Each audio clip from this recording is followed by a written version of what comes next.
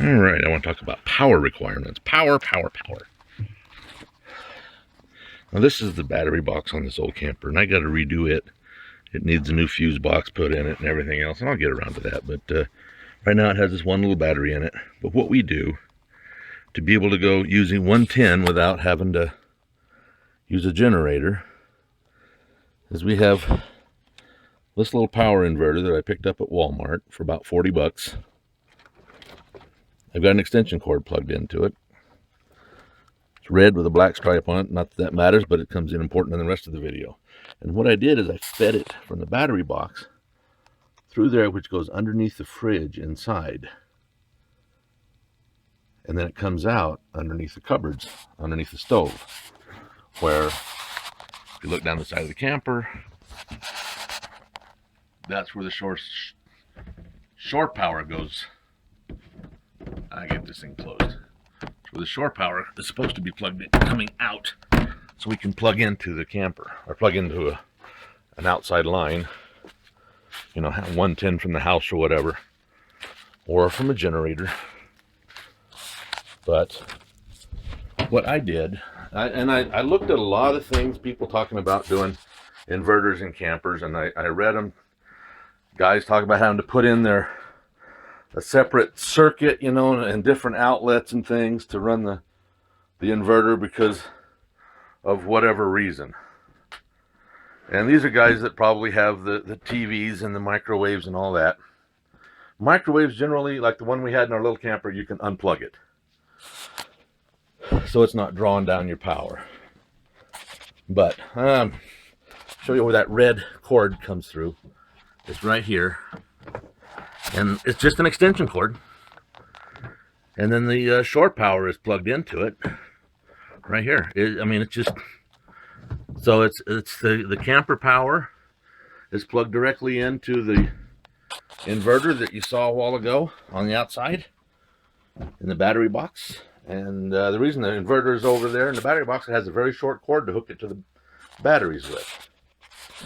We have the good old Harbor Freight solar power system on top, and our battery is at 12.4 volts right now, and it's been sitting for about 4 months unplugged. So, and the one thing we like about this system is it's easy to put in. It has the USB charge port here, so we can plug a cell phone into it. Also, when we're running it with the inverter on, our outlets all over the camper are hot.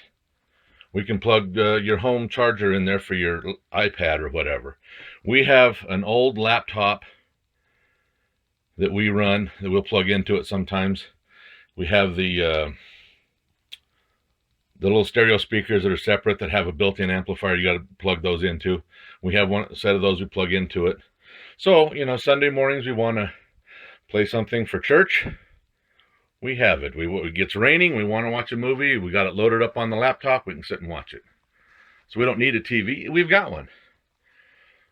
And one of the main reasons we went to the inverter was because of this. The lights. See, we have a 12-volt light, and these light bulbs, I was having a hard time finding them. I could not buy them anywhere in town, and I'm in a major metropolitan area. I could not find them. I had to order them on the internet. I didn't want to do that. I could put compact fluorescence in it. I run it off the inverter, and bingo, we got lots of light. Simple as that. And the light over the sink, you will observe, does not have a 12-volt bulb in it anyway. So when it gets dark out, you're here brushing your teeth, you're doing dishes, whatever, you need a light. So we went to the inverter, and I thought, these guys talking about having to run all these extra circuits. Why? I'm one of these, they say if you want to find the easy way to do a job, give it to a lazy man. Well, I'm that man. Give it to me, and I'll find an easy way to do it. So I just plugged into an inverter. So what's going to happen? What's the worst that'll happen? Burn out a light bulb? Okay, well, give it a try. And we're going to add more battery. We're going to add another solar panel this month, not this month, but this spring. So instead of having 60 watts, we'll have 75 watts. And we have found actually 60 watts is quite sufficient, but we were given another panel, so why not, you know? Stick it up there. Go with it. See, we got 110 lights in the bathroom. Oh, that one's kind of dying on me. But I'm taking all this out. This is gonna go, this is gonna go, this is gonna go. I'm gonna make a little medicine cabinet to go in there. Take this out.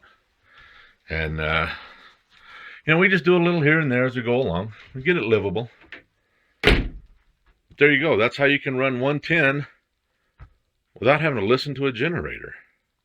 Just plug in your inverter and go. Yeah, you got to run a snake a cable around, but that's okay. It's out of sight. So there you go. It's just another thought for you on how you can go out there boondocking and still run your 110, run the laptop, charge your cell phone, and do it all from the solar panels on the roof. You can pick those up. You don't have to have the expensive ones.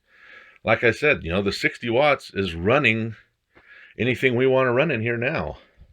Keeping the batteries up. It charges them really fast, first thing in the morning. And then it just sits all day. So, you know, unless we're charging cell phones and things. But it's just another one of those little tricks to help you if you want to get into this and not do it expensive. Bargain Boondocker here. Thanking you for watching. Hope you subscribe and leave some comments so we can talk about things.